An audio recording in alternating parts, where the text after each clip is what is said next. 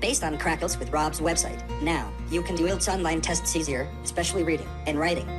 With Reading Test, you can use Highlight tool to highlight important words, phrases, sentences, or unhighlight text by selecting such words, then right-clicking. For the Writing Test, you can use the tool Word Count when writing. With our sample answer, many idioms and collocations for each topic are provided. This lesson focuses on the IELTS listening question types called plan, map, and diagram completion questions.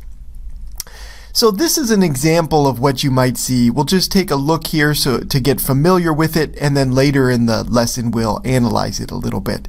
But this would be an example of a plan. So a plan is basically the floor plan of a building, usually, and it shows the layout of the rooms and different things you would find inside a building. And as you see there, some information is labeled for you, and some information is missing. And the questions are the things you need to fill, the missing information that you need to fill in. Okay, now a map question will look very similar to this, except it will simply be a map of usually a city or a town's, like a downtown area of a city. Maps look like this also. They're not very detailed. You're not going to have an extremely detailed map on the IELTS listening paper. They look very simple, just like the one you see. A diagram will be also similar, but it will not be a map of any kind or a plan. It will be a diagram usually of some kind of object or some type of process or phenomenon. So we'll look at an example of a diagram later in this lesson as we do an example question. The other thing to note here just quickly, usually this type of question, plan, map, and diagram completions, will have the answer choices in a box for you. Okay, not always. These can be short answer questions sometimes, but most frequently you'll have a list of options to choose from to fill in the blanks on the plan, map, or diagram you're looking at. Okay, so that's just to become familiar. Let's take a look at how to approach these questions and some basic information about them. All right, so the thing you're going to be listening for in this type of question is often directional vocabulary. So things like north, south, east, west, to go through the door, right? There's going to be someone often giving a tour of some place, or for some reason describing the layout of a building. Okay, so you might be listening to a tour guide of some kind, or you may be lost, and this person is helping you to find various destinations. They're going to give you directional vocabulary, and that's what you use to sort of locate and identify the different parts of the map or the plan that you're looking at. If it's a diagram question, you might be hearing descriptions of an object or some type of phenomenon, and you need to label the various elements that you see on the diagram itself. Okay, so you use the directional vocabulary, descriptions of the places or the things you're looking at from the speakers, and descriptions of whatever object or phenomenon is taking place, and you try to use those to fill in the gaps that you see, the questions. Okay, now in the time you have before listening to the speakers for these types of questions, so your time to to analyze and make predictions about the questions, here's some advice on how to handle this particular type of IELTS listening question. Okay, so first of all, make sure you take a close look at the given information on the visual that you're looking at. Okay, so they're going to give you some names of places. They're going to give you some clues about where things are that are going to relate directly to what the speakers talk about. And so it's important to have a good sense of where things are located on the particular visual that you're looking at for this type of question. So definitely step number one should be to take a scan over the visual to sort of get your sense of where things are located. Okay, so the specific things you should look at: the title, directional information, any labels that are already there for you on the visual, and also, of course, look at the answer choices that you have, because these things will all relate in some way to what the speakers say in the passage. Okay, so take a close look at all of that information. The next thing you want to do then, after you've sort of scanned the entire thing, trying to gather as much information as you can about where things are and what's going to be described by the speakers, the next thing you want to do is locate the first question. Okay, that is where you're going to hear the information to help you answer that first question first from the speakers. So that's the place to begin. Take a close look in the surrounding area surrounding that first question to give you clues about what you need to be listening for to get that first answer. Because most of the time, almost always, the speakers are going to describe something surrounding that first question to get you started. Okay?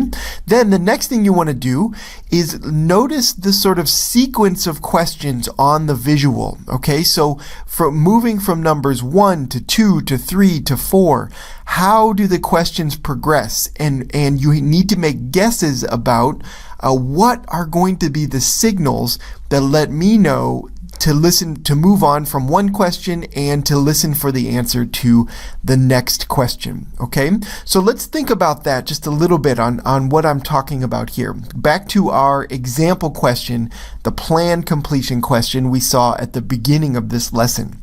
Okay, so as we're scanning this particular plan, notice a few things. So if we're just trying to scan it to get the basic information, well, we look at the title. The title up at the top is Office Floor Plan. Okay, so we're looking at an office space of some kind. All right, and that's what we're going to hear described by the speaker. All right, then, very important information, some directional information is provided to you. We have the north end all the way to the left and the south end all the way to the right. Okay, that is probably very important information. It is almost guaranteed that the speaker at some point is going to use north and south as descriptions of what he or she is talking about. Okay, so very important to circle that. Just make a note of it, which direction is which on this particular map. Okay, so north and south, very key information there. Then as we're looking around, okay, we've got some provided labels. We've got some numbers of numbered rooms at the top, 101, 102, 103, 104, and we're supposed to label the room next to room 101. We could maybe guess that it's going to be room 100, but IELTS would not give you such an easy question. It's going to be something other than room 100 there. But that answer choice 3 is in between, sort of wedged in between room 101 there and the restrooms that are all the way to the left. So we have to listen for that.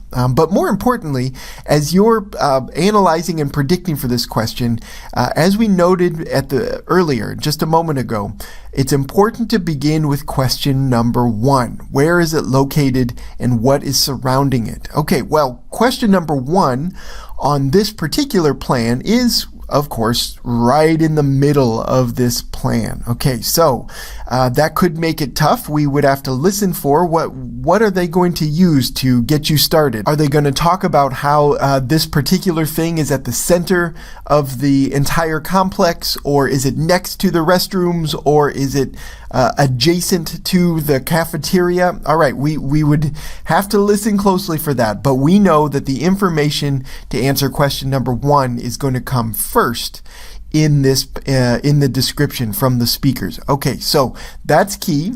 Then if you look at my arrows there, we just notice, okay, we moved north, and I guess that's west to number 2. So maybe that's something that is going to be described by the speaker as when to move on to question 2. And then we go all the way across to the other side of the complex, across the restroom area, across whatever we have for in the middle of the complex for question 1, to get to question 3. So the questions are going to move in that order.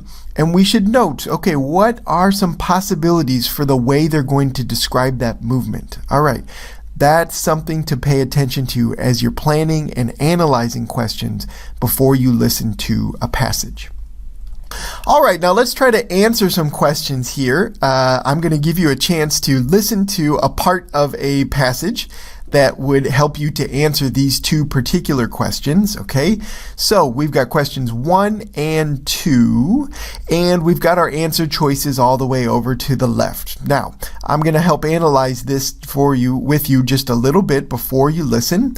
Notice a couple of things. First of all, our labels. We've got the ocean floor there, so that ship that we see is way at the bottom of the ocean floor. Maybe that's important to our description.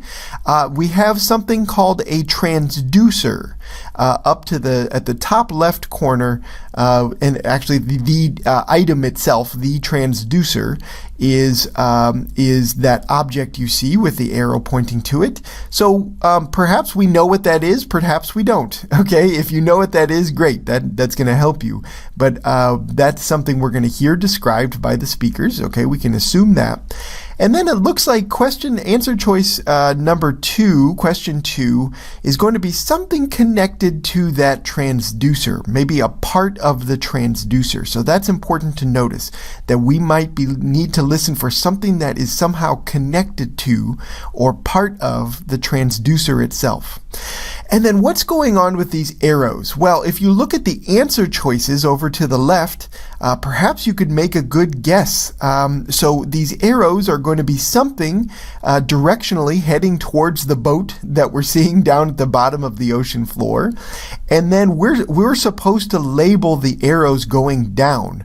And then there are arrows going back up towards this thing, the transducer. Okay, we don't need to label those, but apparently that's going to be something that's described by the speaker in some way as well.